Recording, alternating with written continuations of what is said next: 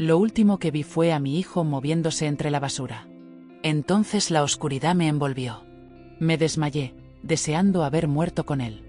20 años después, regresó, pero no exactamente como lo imaginé. Hola, queridos. ¿Cómo están? Espero que estén bien. Que Dios los bendiga siempre. Me llamo Elisa Santos. Tengo 74 años y hoy estoy aquí para compartirles una historia que he guardado en mi corazón durante muchos años. Nací en Meridian, Mississippi, en una época muy diferente a la actual, y todavía vivo en este pequeño pueblo que me vio crecer. Ya saben, ahora, en mi vejez, paso la mayor parte del día cuidando mi jardín aquí en el patio trasero. Todas las mañanas, cuando el sol aún es suave, salgo con mi vieja regadera, que mi hijo me regaló hace unos 10 años, y riego mis plantas. Tengo tomates, lechuga, col rizada, pimientos y algunas hierbas que uso para hacer té. Me da una paz inmensa, ¿saben?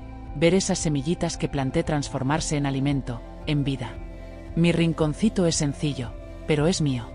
Hay una mesita de madera donde limpio las verduras, una vieja silla blanca de plástico donde me siento a descansar y un largo bancal que hice yo misma, apilando ladrillos. Las plantas están alineadas como soldaditos, cada una en su sitio. Pero el huerto y la paz de hoy esconden las cicatrices de una vida que comenzó en el infierno.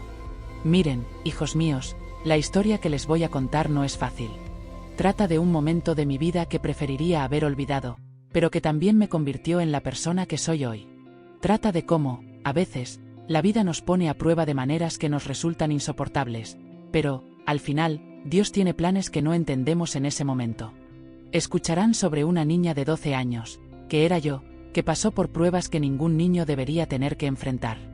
Es una historia que implica mucho dolor y sufrimiento, pero también muestra cómo la esperanza puede nacer incluso en los lugares más oscuros. Así que, prepárense, queridos, porque los voy a llevar de vuelta a 1963, cuando era solo una niña que vivía en una pequeña choza de madera aquí en Meridian, en una época en la que el mundo era muy diferente. En aquel entonces, aquí en Meridian, la ciudad crecía, pero aún conservaba ese aire de pueblo pequeño donde todos se conocían. Vivía en una choza de madera vieja y hojalata oxidada. Nuestra casa era diminuta, con solo 2 habitaciones.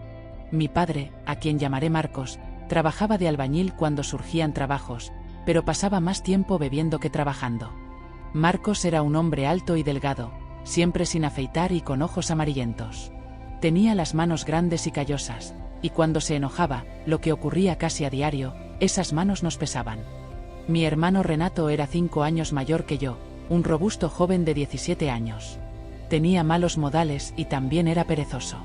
No le gustaba trabajar, se pasaba el día vagando por la ciudad, metiéndose en líos con otros chicos. Solo venía a casa para cenar, con esa mirada traviesa que me incomodaba. Nuestra madre había muerto cuando yo era muy pequeño, y desde entonces, solo estábamos mi padre, mi hermano y yo en esa casita tan pequeña. Nuestra rutina siempre era la misma. Me despertaba muy temprano, antes del amanecer, para ir a buscar agua al pozo del señor Johnson. Luego preparaba café y calentaba lo que había sobrado de la noche anterior. No iba a la escuela porque mi padre decía, las niñas no necesitan educación, solo necesitan saber cocinar y limpiar la casa. La parte más difícil de mi infancia, queridas, empezó cuando tenía unos 10 años. Fue entonces cuando mi hermano Renato empezó a prestarme más atención. Al principio, era simplemente extraño. Me miraba y hacía comentarios que no entendía bien. Decía cosas como, «Te estás volviendo una señorita, Elisa». Mi padre nunca prestaba atención a nada de lo que pasaba en casa. Llegaba borracho, cenaba en silencio y dormía roncando ruidosamente. Estábamos endeudadas por todas partes. Muchas veces nos acostábamos con solo un plato de arroz aguado y un trozo de patata hervida. Fue por esa época cuando empecé a darme cuenta de que algunas cosas en casa no estaban como debían. Mi hermano me observaba mientras me duchaba en el cuarto de atrás, asomándose por las grietas del suelo. Y así fue como cumplí 12 años.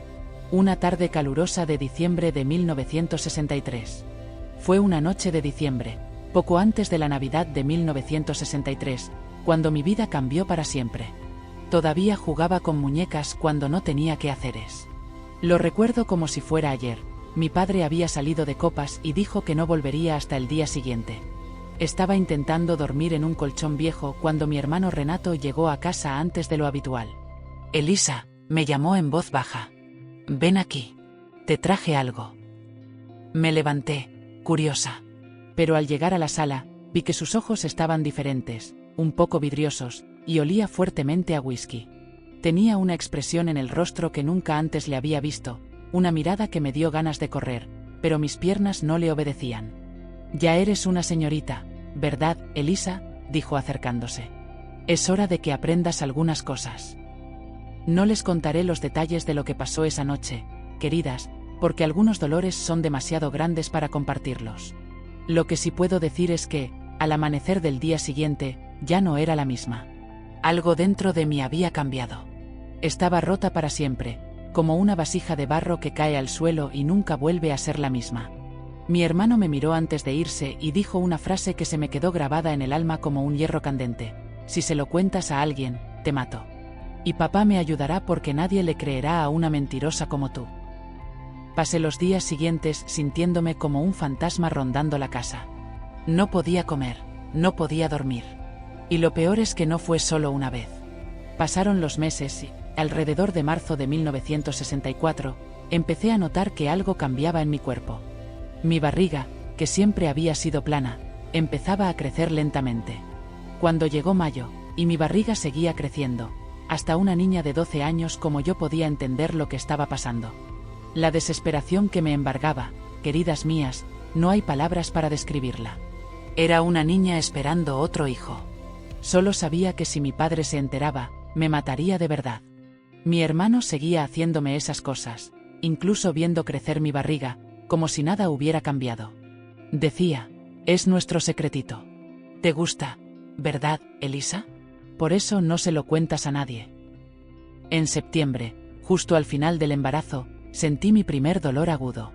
Estaba lavando ropa en el patio cuando sentí como si alguien me hubiera clavado un cuchillo en el estómago y me lo hubiera retorcido. Me aferré a la ropa para no caerme, mordiéndome el labio hasta que sangró para no gritar. El dolor pasó, pero sabía que no me quedaba mucho tiempo.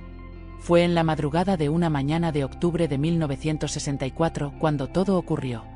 Mi padre y mi hermano habían salido y dijeron que no volverían hasta el día siguiente. Estaba sola cuando los dolores realmente comenzaron, uno tras otro, cada vez más fuertes. Durante horas, estuve así, sola, asustada, una niña de 12 años viviendo la experiencia más difícil en la vida de una mujer. Cuando nació el bebé, lloré de alivio y terror a la vez. Era un niño pequeño pero sano, que lloraba a gritos. Por un instante, al mirar esa carita perfecta, sentí un amor tan grande que me dolió en el pecho. Pero entonces llegó el pánico. ¿Qué iba a hacer? Y fue en ese momento, queridos míos, que oí el sonido que me heló la sangre. La puerta crujió. El bebé empezó a llorar de nuevo, y supe que mi vida y la suya habían terminado. Las voces de mi padre y mi hermano llegaron a casa antes de lo previsto. El llanto de mi bebé resonó por la casita como un grito de auxilio que nadie respondió. Cogí a mi hijo, lo apreté contra mi pecho e intenté pensar en una mentira. Pero cuando mi padre y mi hermano aparecieron en la puerta de la pequeña habitación, borrachos y con los ojos rojos, supe que no había explicación en el mundo que pudiera salvarnos. «¿Qué es ese ruido, Elisa?», preguntó mi padre Marcos, tambaleándose. Al ver el pequeño bulto en mis brazos, su rostro cambió por completo. «¿Qué llevas en brazos?» Es un bebé, papá», logré susurrar, temblando. Renato se acercó, con la mirada fija en el bulto. Me miró fijamente, y pude ver una mezcla de ira, miedo y satisfacción en sus ojos. ¿De dónde salió este niño? ¿Cómo apareció un bebé aquí dentro de la casa? No pude responder. El bebé lloraba cada vez más fuerte, como si percibiera el peligro. Mi padre me arrebató al niño de los brazos con una brutalidad que me hizo gritar. Examinó la carita del niño, sujetándolo como si fuera un simple objeto. «Respóndeme ahora, miserable», gritó, sacudiéndome por los hombros. «¿Quién es el padre de este niño? ¿Cómo terminaste en esta situación?» Miré a mi hermano, buscando alguna señal. Renato me miró fijamente y negó con la cabeza. Sus ojos transmitían un mensaje claro: si abres la boca, mueres. Recordé las amenazas. «No sé, papá», mentí, sintiendo cada palabra salir de mi boca como si fuera vidrio masticado. Era un chico de la ciudad. Ni siquiera sé su nombre correctamente. Solo ocurrió una vez. La mentira salió de mí como si fuera verdad, porque en ese momento necesitaba proteger a mi hijo como fuera posible. Pensé que si inventaba una historia, tal vez lo aceptarían, tal vez incluso le tendrían lástima. Pero me equivoqué. Bastardo, escupió mi padre las palabras como veneno, sacudiendo al bebé con descuido. Trajiste a un desgraciado a casa. ¿Sabes en qué situación estamos? ¿Sabes cuánto dinero debemos? Le debemos eso a toda la ciudad, y tú vienes a traerme otra boca que alimentar. Papá, por favor, supliqué, tambaleándome al ponerme de pie. Trabajaré más duro. Haré lo que me digas. Pero déjalo quedarse. Es pequeño, come poco, no dará problemas. Renato soltó una risa seca, vacía y sin alegría. Los niños siempre dan mucho trabajo, Elisa. Y son caros. Leche, pañales, medicinas. Y ni siquiera podemos mantenernos a los 3. Imagínate otro. Fue entonces cuando mi padre se detuvo y miró fijamente a mi hermano. Intercambiaron una mirada que duró unos segundos, pero a mí me pareció una eternidad. En esa mirada silenciosa, pude ver que se estaban comunicando, llegando a un acuerdo. Y, decidieran lo que decidieran, sabía que no iba a funcionar para mí. Vístete y ven con nosotros, ordenó mi padre tras aquella conversación silenciosa, volviéndose hacia mí con una expresión que nunca antes le había visto. ¿En dónde? ¿Qué vas a hacer con él?, pregunté. No hagas preguntas, solo obedece. Logré ponerme un vestido viejo encima del camisón. Intenté acercarme para recuperar a mi hijo, pero Renato me empujó con tanta fuerza que casi me caigo. Adelante, dijo, señalando la puerta. Salimos de la casa en una silenciosa y terrible procesión. Mi padre iba delante, cargando a mi bebé como un saco de patatas, balanceándolo con descuido. Yo iba detrás, tropezando a cada paso, luchando por no caer. Renato cerraba la marcha, observándome como si fuera a intentar escapar en cualquier momento. Los llantos desesperados de mi hijo y el sonido de nuestros pasos sobre la tierra seca eran lo único que rompía el silencio de la madrugada. Caminamos hacia la parte trasera de nuestra propiedad, donde había un terreno baldío, un lugar olvidado por Dios y los hombres, donde la gente tiraba basura y escombros. Cuando comprendí el destino de ese paseo, se me heló la sangre. No, papá, por favor, no hagas esto. Te lo ruego, por el amor de Dios, por el alma de mi madre, no hagas tal cosa. Pero no me escucharon. Siguieron caminando, arrastrándome hasta que llegamos al centro del terreno baldío. En medio de esa escena desolada, mi padre se detuvo y me miró. Su rostro era duro, sin expresar emoción alguna. Toma, dijo, sosteniendo al niño frente a mí. Déjalo aquí y vámonos. No, grité con todas mis fuerzas, intentando correr para alcanzar a mi hijo, pero apenas podía mantenerme en pie. No voy a hacerlo. No puedes obligarme. Es mi hijo.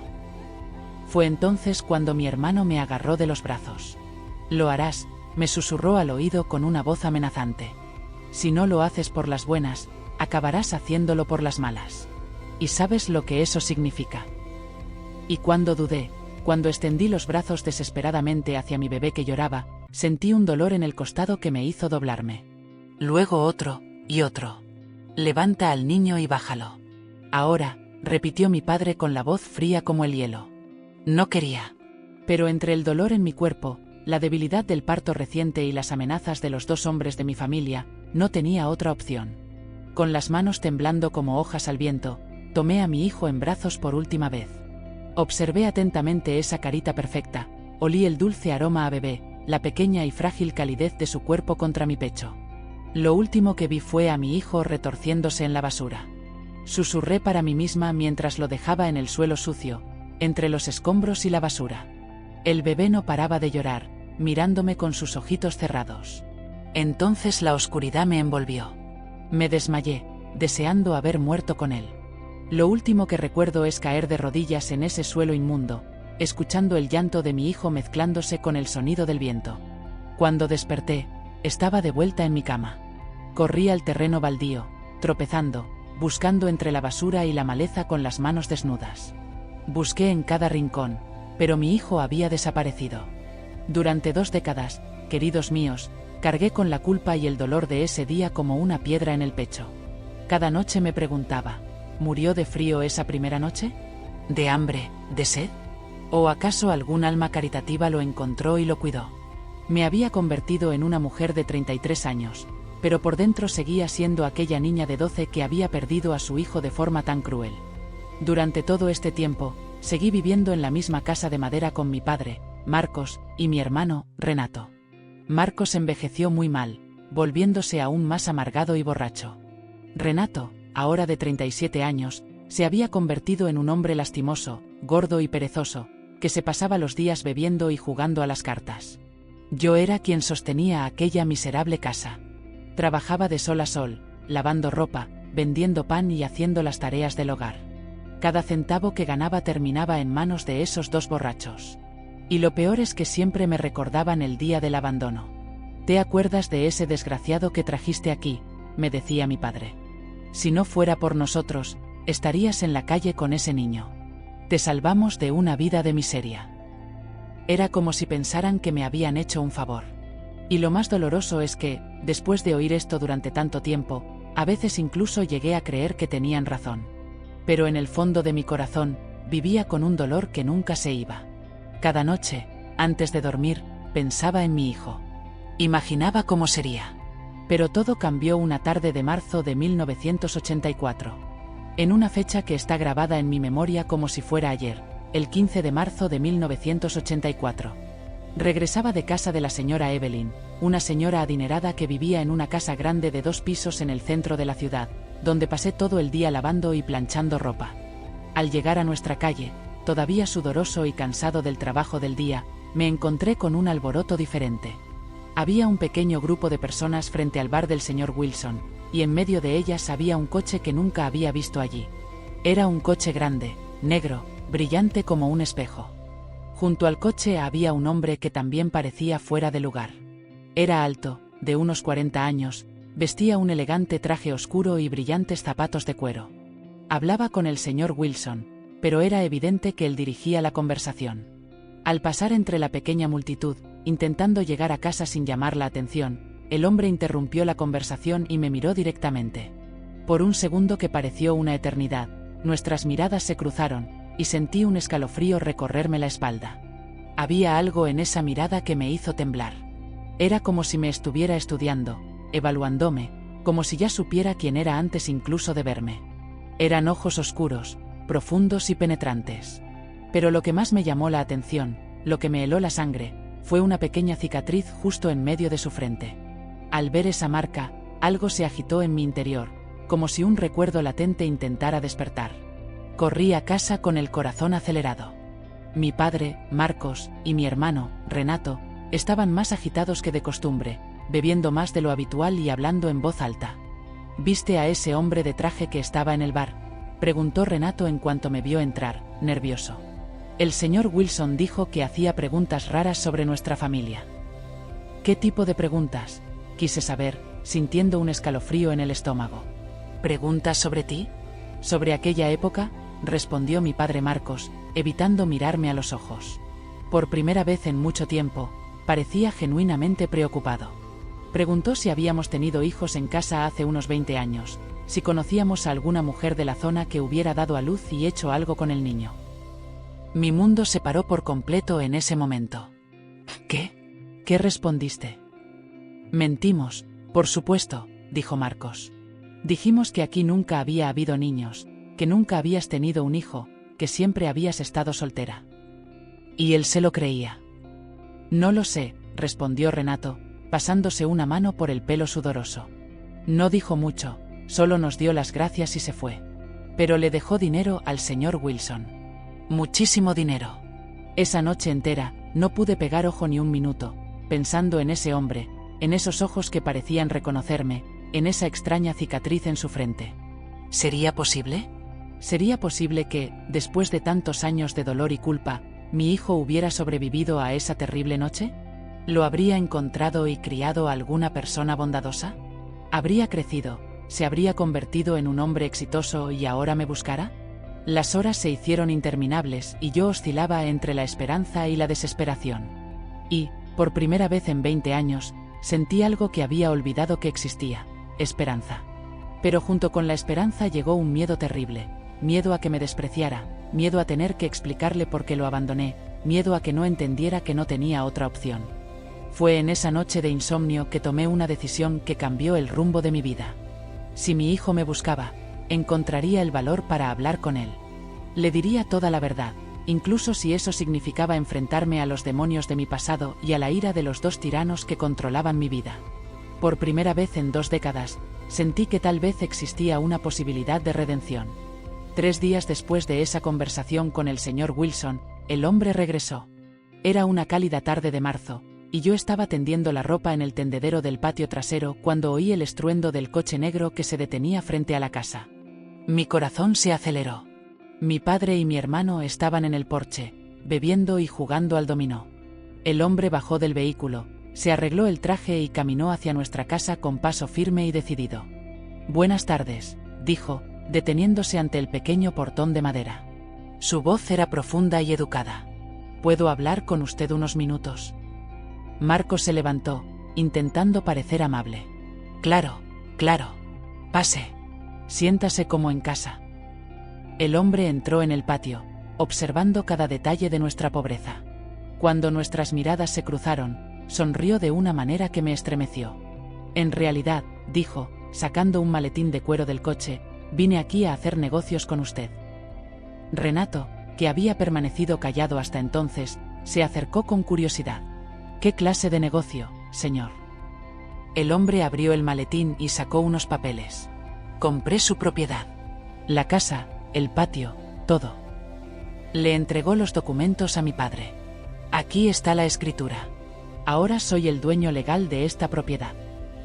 El silencio que siguió fue ensordecedor. Marcos recogió los papeles con manos temblorosas. «¿Cómo que lo compraste?», gritó Renato. «Aquí nadie te vendió nada». «No necesitaba tu autorización», respondió el hombre con calma. «La propiedad acumuló deudas durante años, impuestos atrasados, préstamos impagos. La ciudad subastó la propiedad y la compré. Todo legal, todo documentado». Era cierto. Durante todos esos años, habían acumulado deudas que nunca podrían pagar. «¿Pero por qué harías esto?», preguntó Marcos con la voz entrecortada por la emoción. «¿Quién eres? ¿Qué quieres de nosotros?». Fue entonces cuando el hombre se giró hacia mí.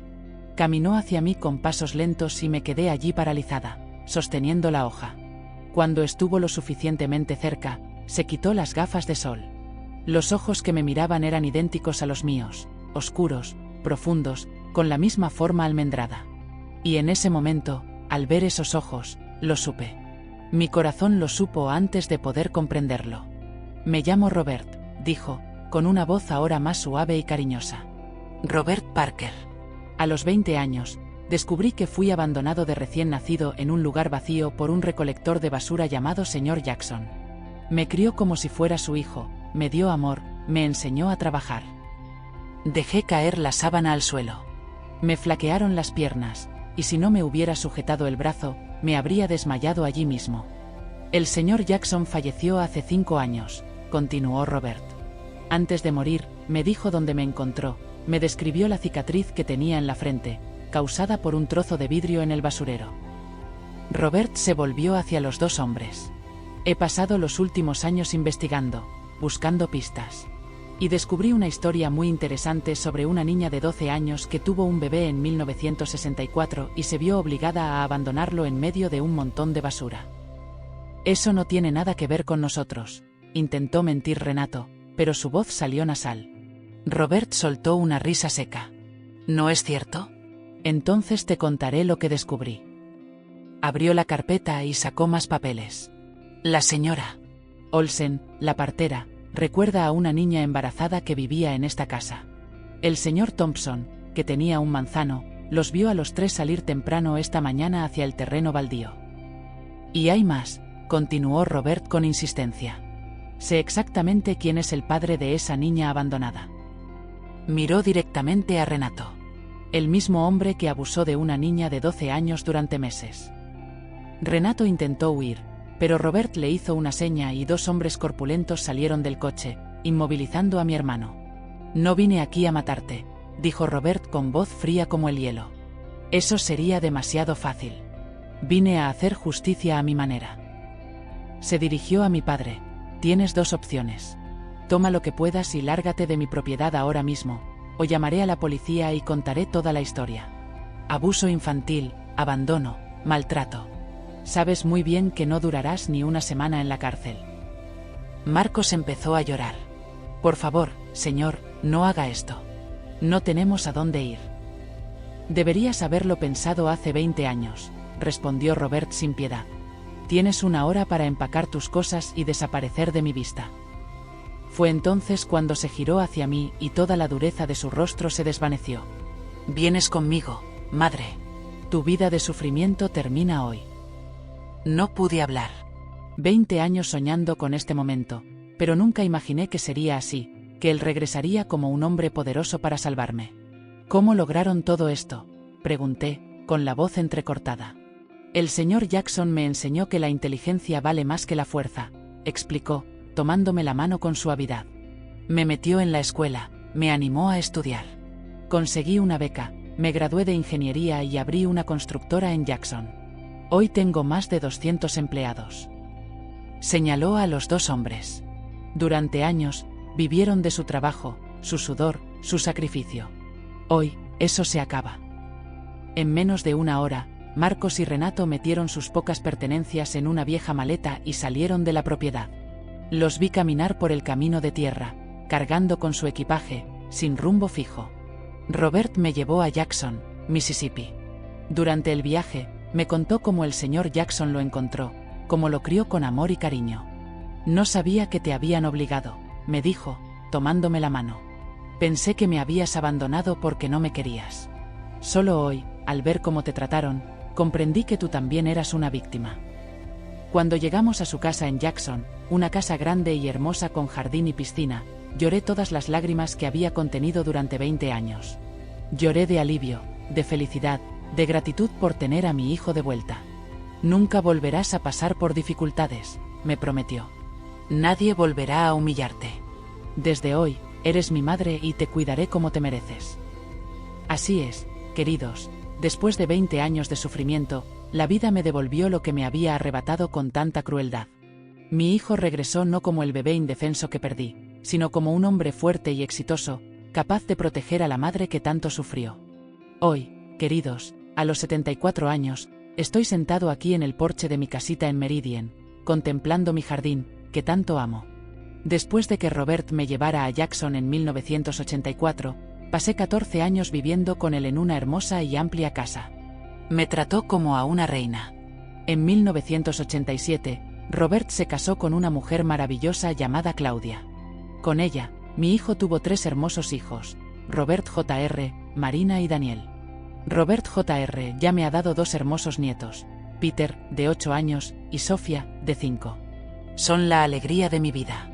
Daniel se casó el año pasado y ya me han dicho que seré bisabuela el año que viene. En 1998, empecé a extrañar muchísimo mi lugar de nacimiento. Fue entonces cuando Robert tuvo otra idea maravillosa. Me compró una casita sencilla y acogedora aquí en el barrio del East Side, con un amplio patio trasero donde pude crear el jardín de mis sueños. Y aquí estoy, 27 años después, viviendo la mejor etapa de mi vida. Me despierto todos los días a las 5 de la mañana, preparo mi café bien cargado y voy a cuidar mis plantas. Mi rutina es sencilla y me da paz. Los martes y jueves, mis amigos vienen aquí para charlar y tomar un café. Robert nunca olvidó honrar la memoria del señor Jackson, el hombre que lo salvó en aquel terreno baldío. Cada año, el día que lo encontró, va al cementerio de Jackson a depositar flores en su tumba. Él me lo enseñó todo, mamá. Me enseñó a trabajar, a estudiar, a ser un buen hombre. Cuando pienso en mi vida, queridos, veo cómo Dios escribe con líneas torcidas.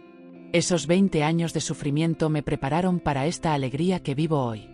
Mi padre, Marcos, murió en 1995 en un asilo de ancianos en Gulfport, solo y olvidado. Mi hermano, Renato, murió 3 años después, también solo, de cirrosis hepática. Lo que parece ser el final, puede ser solo el comienzo de algo mucho mayor. Mi padre y mi hermano pasaron 20 años pensando que se habían librado de un problema. Pero vean cómo Dios escribe la historia. Ese problema creció, se curó, triunfó en la vida y regresó para darles exactamente lo que merecían. ¿Saben cuál es la lección más importante que aprendí? Que no sirve de nada intentar destruir el amor de una madre por su hijo. Por mucho que me obligaran a hacerlo, mi corazón nunca dejó de amar a ese niño. Y ese amor, queridos, fue más fuerte que todos los años de separación. Hoy sé que valió la pena resistir, que valió la pena no rendirse, incluso cuando todo parecía perdido. Si conoces a alguien que esté sufriendo cualquier tipo de violencia, no te quedes callado. Busca ayuda de las autoridades locales. Nadie tiene por qué llevar esta carga solo. Y para quienes están sufriendo ahora, quienes creen que esto nunca terminará, resistan.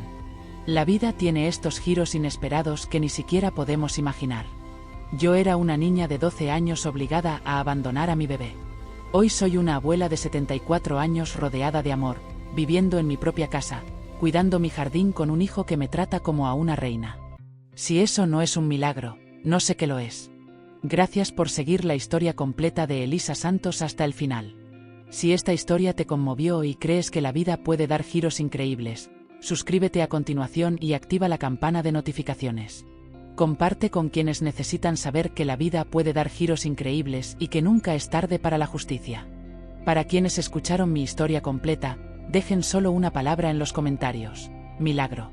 Quiero ver la sección de comentarios llena de esta hermosa palabra que cambió mi vida. Que Dios los bendiga a todos y recuerden, nunca es tarde para que la vida nos sorprenda.